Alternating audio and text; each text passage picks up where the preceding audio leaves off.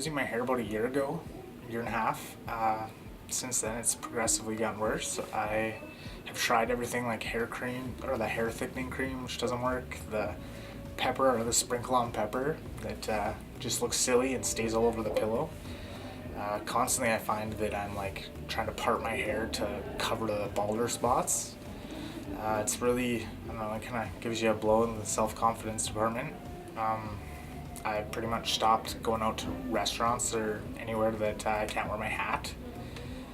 And I had a service job as a part-time job, and I pretty much gave that up after I saw myself in a picture, and my hair looked pretty bad.